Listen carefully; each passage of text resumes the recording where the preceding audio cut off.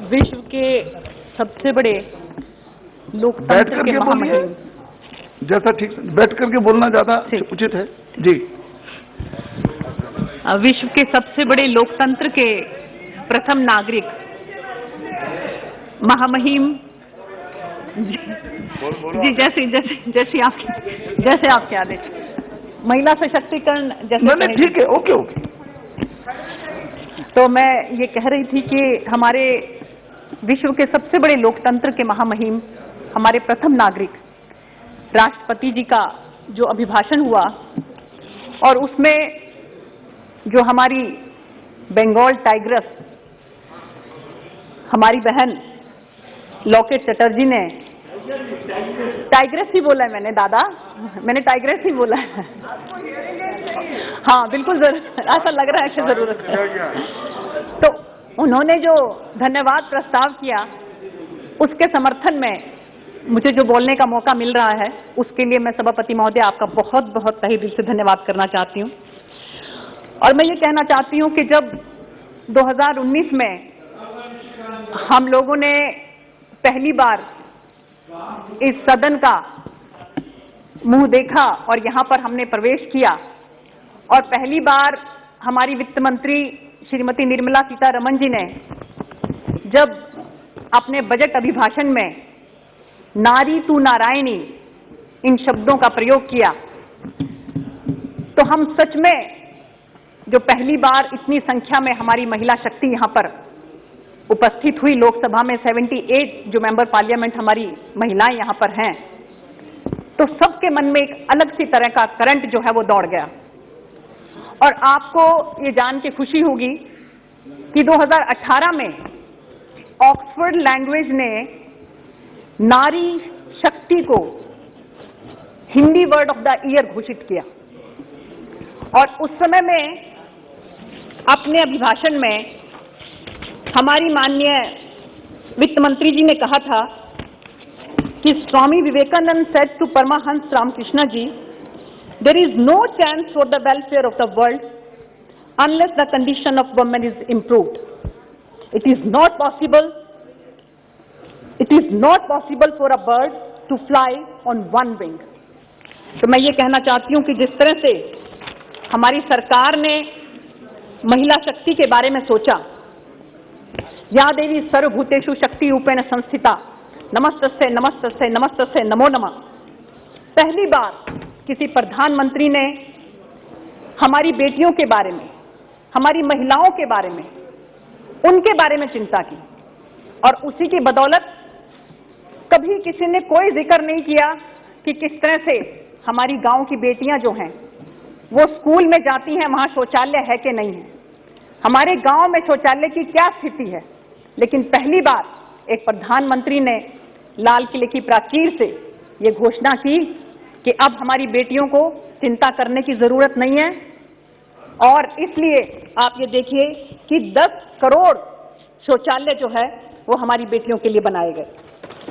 और इसी तरह से हमारी माताओं के बारे में कि उनको चूल्हे पर धुएं में अपनी सेहत ना खराब करनी पड़े, 14 करोड़ जो है वो फ्री गैस कनेक्शन हमारी सरकार ने दिए। और इसी तरह से 31,000 करोड़ जनधन खातों में डायरेक्ट पैसा हमारी माताओं के खाते में गया।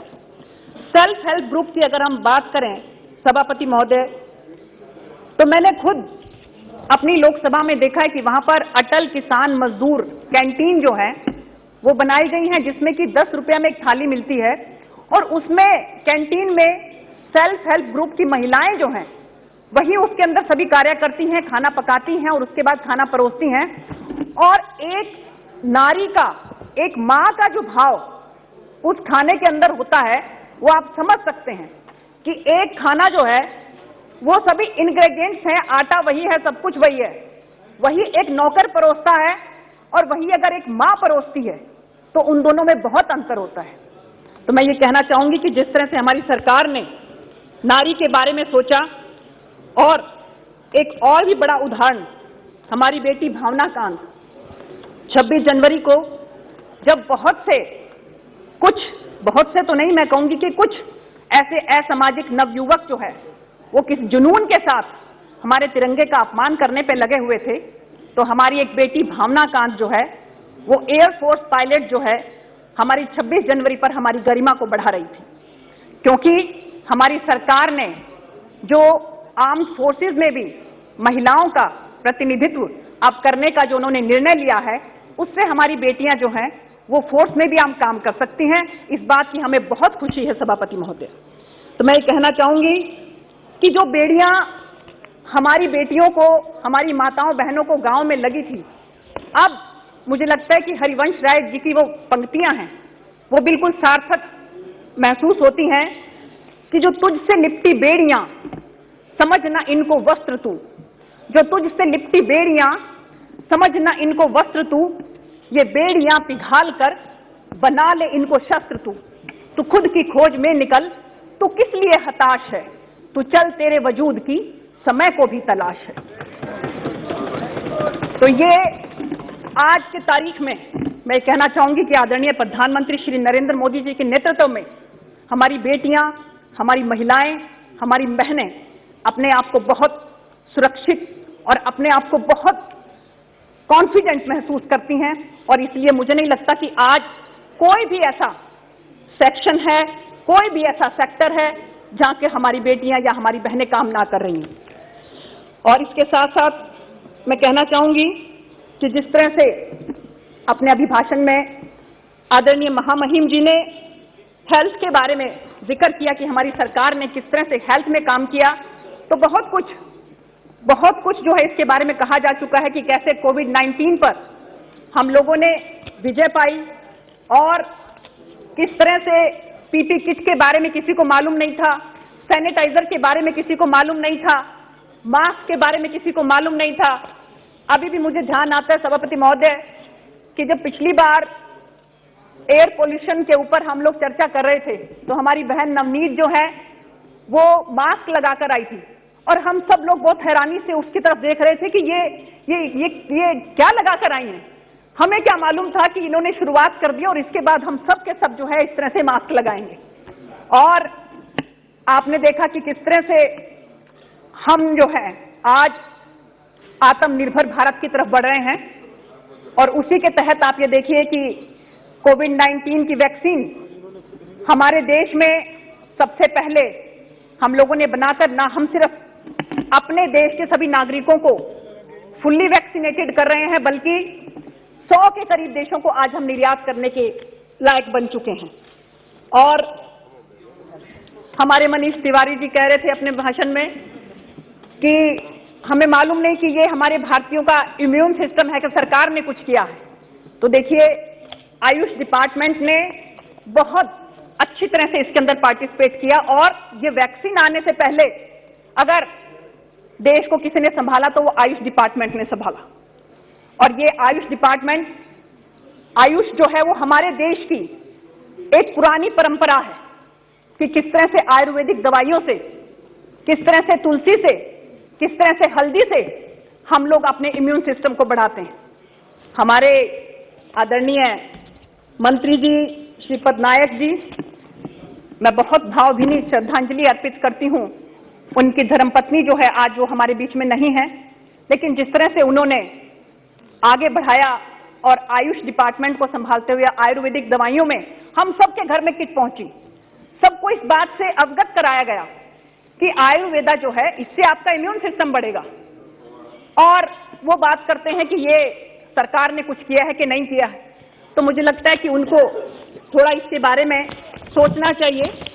और इसके साथ साथ मैं कहना चाहूंगी कि चीन ने हमें वायरस दिया और हमने सबको वैक्सीन दी, और आयुष्मान भारत में आयुष्मान भारत प्रधानमंत्री जन आरोग्य योजना, इसके तहत 1.5 करोड़ गरीबों को 5 लाख रुपए का मुफ्त इलाज करने का जो आदरणीय प्रधानमंत्री जी ने स्कीम चलाई है। मेरी अपनी लोकसभा में मैं बताना चाहती हूं सभापति महोदय कि शायद, मैं कंफर्म नहीं करती इस बात को, लेकिन शायद हो सकता है कि पूरे हिंदुस्तान में जितने हमारे सांसद जो हैं उन्होंने आदरणीय प्रधानमंत्री जी को ये जो हमारे क्रॉनिक पेशेंट्स होते हैं उनके लिए रिक्वेस्ट की है, तो शायद मैं सबसे ज्यादा मैंने उनको रिक्वेस्ट किया और उन्होंने उसको पूरा भी किया है।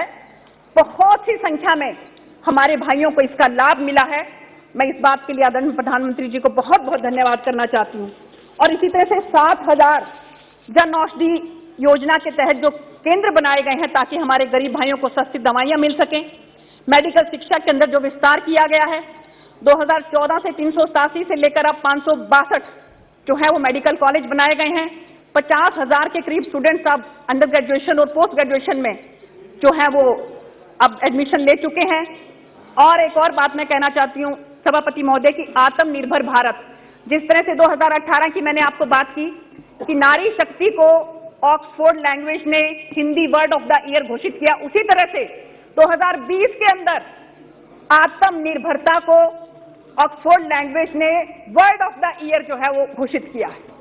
और ये आत्मनिर्भरता शब्द कहां से आया?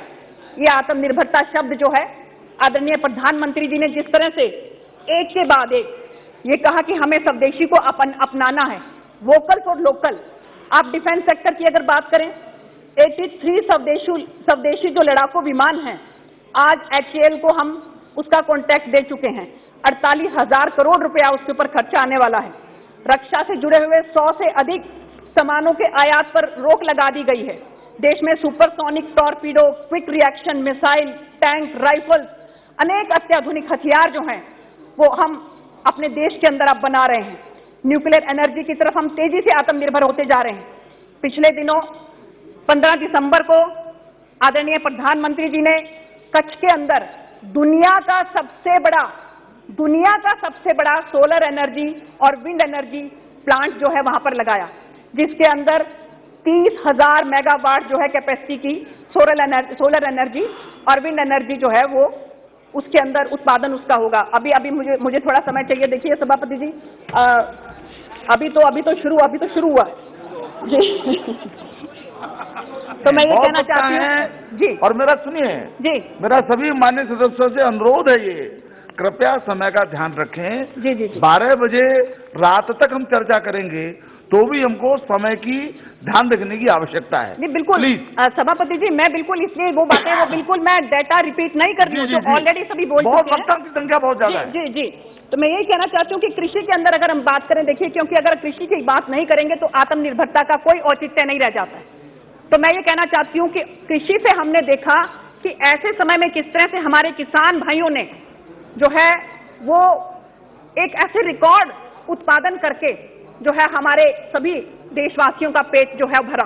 क्योंकि एक समय था कि जब हम अमेरिका से हम निर्यात करते थे अनाज, लेकिन अब की बार आदरणीय प्रधानमंत्री जी ने किस तरह से 80 करोड़ जो है वो लोगों को अनाज पहुंचाया और कितने महीनों तक मुफ्त में पहुंचाया। वो सिर्फ इसलिए पहुंचा सके क्योंकि हमारे किसान भाई जो हैं उनकी मेहनत की बदौलत और आत्मनिर्भर भारत की बदौलत हम ये सब कर पाए। आप ये देखिए कि जिस तरह की प्रोक्योरमेंट हुई है, अब की बार की जो प्रोक्योरमेंट है, चाहे हम गेहूं की बात करें, कहें हम जो है वो दालों की बात करें, सबसे ज्यादा जो है वो रिकॉर्ड प्रोक्योरमेंट हुई है कॉटन की, कि कहां पर सिर्फ 60 करोड़ जो 2013-14 में हुई थी, वो अब की बार 25,900 करोड़। और इसीलिए मुझे लगता है कि आदरणीय प्रधानमंत्री जी ने अब की बार जो प्रोविजन रखा है, हमारी वित्त मंत्री जी ने जैसा कि बताया कि 7 टेक्सटाइल पार्क जो है वो बनाए जाएंगे ताकि उसकी खपत ठीक तरीके से हो सके। पर ड्रॉप मोर क्रॉप, मैं बताना चाहूंगी आपको सभापति महोदय कि हमारे हरियाणा के अंदर आदरणीय मुख्यमंत्री जी एक स्कीम लेकर आए, मेरा पानी मेरी विरासत। वो इसलिए लेकर आए थे क्योंकि हमारे वहां पर चावल जो है उसकी खेती होती है और उसमें पानी बहुत लगता है। तो हमारे मुख्यमंत्री जी जब ये स्कीम लेकर आए तो उन्होंने कहा कि जहां कहीं भी उन्होंने कुछ क्लस्टर जो है वो डिवाइड कर दिए, कुछ जोन, कि इन जो ये वाले जो जोन है इनके अंदर आपको चावल की खेती नहीं करनी है। तो सबके सब एकदम से जो है वो प्रोटेस्ट करने लगे कि नहीं, हम तो यहाँ पर चावल की खेती तो करेंगे, चावल की खेती तो हमारे लिए बहुत जरूरी है। तो आदरणीय मुख्यमंत्री जी ने कहा कि जहां पर पंचायत की जमीन है वहां पर जो है चावल की खेती नहीं होगी और बाकी सबको चॉइस है, ऑप्शन है कि अगर वो चाहे तो करें और अगर वो नहीं चाहे तो नहीं करें। अगर वो नहीं करेंगे तो उनको 7,000 रुपया पर एकड़ के हिसाब से पैसा मिलेगा। 2,000 रुपया मिलेगा बुआई पर और 5,000 रुपया मिलेगा वेरिफिकेशन पे, और 50,000 एकड़ का उन्होंने टारगेट रखा। आप देखिए सभापति महोदय कि अगर हमारे किसान भाइयों को प्यार से समझाया जाए तो मुझे लगता है कि वो समझते हैं। 50,000 एकड़ का हमने टारगेट रखा। 80,000 एकड़ जो है किसान भाई हमारे आगे आए और उन्होंने कहा कि ठीक है जी, हम यहाँ पर चावल की खेती नहीं करेंगे। तो मुझे लगता है कि आज जरूरत है कि हम लोग, सभापति महोदय प्लीज आप अगर देखिए, अगर आप लोगों को नहीं आ रहा है, समाप्त कीजिए, दुग्गल जी समाप्त कीजिए। जी, तो मैं ये कहना चाह रही थी कि अगर हम अपने किसान भाइयों को समझाएं तो वो जरूर समझ जाएंगे। अभी कल हमारे जो नेता प्रतिपक्ष हैं वो बात कर रहे थे कि हमारे किसान जो है वहां पर ब्राह्मण हैं और चंडाल हैं। तो मुझे समझ में नहीं आ रहा कि इस तरह के शब्द इतने बड़े पद पर होकर किस तरह से उन्होंने इस्तेमाल किए। तो मैं ये कहना चाह रही हूँ कि अगर वो इसके साथ चौकड़ी भी लगा देते तो मुझे समझ में आ जाता कि ये चंडाल चौकड़ी के बारे में सबको समझ में आ जाता कि किसके बारे में बात हो रही है और कौन लोग हैं जो हमारे किसान भाइयों को जो है वो बहका रहे हैं। तो मैं ये कहना चाहती हूँ कि अगर हम अपने किसान भाइयों को समझाएंगे तो वो जरूर समझ जाएंगे। और इसके साथ साथ मैं ये कहना चाहती हूँ कि सरकार बहुत सी ऐसी योजनाएं लेकर आई है। आदरणीय प्रधानमंत्री जी चरई इस मंत्र को चरितार्थ करते हुए कोरोना काल में भी जितने उद्घाटन, चाहे हम जो है वो अटल टनल की बात करें, चाहे हम 4 धाम की बात करें, वो अपनी गति से धीरे धीरे हम लोग आगे बढ़ते रहे। तो मैं ये कहना चाहती हूँ कि कोरोना को हराया है, भारत को जिताया है, संकट में भी हर हिंदवासी का हौसला बढ़ाया है। खेती खिले, किसान खुशहाल हो, बड़ी सोच के साथ बड़ा दिल दिखाया है। वंदन अभिनंदन करता जन जन, मोदी जी ने विश्व भर में भारत का लोहा मनवाया है। तो इसके साथ साथ मैं ये कहना चाहूंगी कि अभी हमारे बहुत ही आदरणीय हमारे बड़े हैं, हमारे बुजुर्ग हैं, आप लोगों के समक्ष अभी इन्होंने अपना अभिभाषण दिया। मैं बहुत इनका सम्मान करती हूँ क्योंकि मुझे लगता है कि शायद सबसे ज्यादा उम्र जो है आज इन्हीं की होगी यहाँ पर।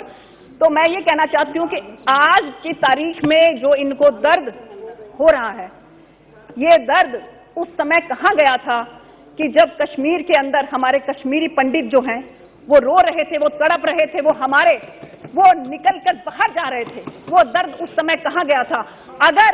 अगर ये उस समय संभल गए होते, तो आज ये स्थिति नहीं होती।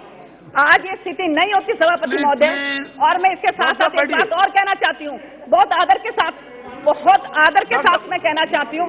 देखिए हमने आपको डॉक्टर साहब please, she is not yielding. देखिए प्लीज डॉक्टर साहब, प्लीज साथ मैं कहना चाहती हूँ, सभापति महोदय देखिए फारूक साहब प्लीज, जब 370 की बात चली तो मैंने खुद हमारे आदरणीय के वीडियो देखे हैं। 1 मिनट के लिए, मैंने उनके वीडियो देखे हैं और उस वीडियो में उन्होंने क्या कहा है कि 370 हट गया तो पता नहीं क्या हो जाएगा। और आज देखिए, मैं कह रही हूँ कि 50% से कम आतंकवादी घटनाएं हमारे कश्मीर के अंदर कम हो गई। हमारे वहां पर, हमारे लद्दाख के अंदर सेंट्रल यूनिवर्सिटी बन रही है और अब पूरा का पूरा जम्मू कश्मीर और लद्दाख जो है वो एक नई तरक्की के रास्ते पर चल रहा है। अगर मैं देखिए, और मैं बहुत आदर करती हूँ, बहुत अच्छी तरह से इन्होंने आज ये जिस तरह से एक्सेप्ट कर रहे थे, मैं दिल से सम्मान करती हूँ। आज बिल्कुल इसको एक्सेप्ट कर रहे हैं और हम मिलजुल कर ही चलेंगे, तभी ये देश आगे बढ़ेगा। जी 1 मिनट, मैं आखिरी अपनी पंक्तियां जो है आप लोगों के सामने बस कहना चाहती हूँ कि आदरणीय सभापति महोदय, आपने मुझे बहुत समय दिया, मैं इसके लिए आपका बहुत बहुत धन्यवाद करना चाहती हूँ। एक शब्द मैं आपके सामने बस ये कहना चाहती हूँ कि गरीबी हटाओ 70 साल से ये नारा दिया गया, लेकिन जो काम हमारे आदरणीय प्रधानमंत्री जी ने किया, गरीबी असली में ऐसे नहीं हटती, गरीबी हटाने के लिए काम करने पड़ते हैं। तो मैं कहना चाहता हूँ कि सोचने से कहाँ मिलते हैं तमन्नाओं के शहर, चलना भी जरूरी है मंजिल को पाने के लिए। बहुत अच्छा। और सभापति महोदय, और देखिए इसी के तहत देखिए ये कहते हैं कि हमारा किसान की आमदनी नहीं बढ़ रही, इसलिए हम लोग ये कानून लेकर आए हैं और आदरणीय प्रधानमंत्री जी ने खुले दिल से निमंत्रण दिया है कि आप जो सुधार चाहते हैं कि ये सुधार करिए, वो सुधार करने के लिए हम तैयार हैं। और आखिरी में सिर्फ अंतिम बार में जो है आपको सिर्फ मोदी जी के लिए एक ये शेर पढ़ना चाहती हूँ कि जिस तरह से सुबह से लेकर शाम तक विपक्ष जो है उनको गालियां देता रहता है, तो ये कहना चाहती हूँ कि हर रोज गिरकर भी मुकम्मल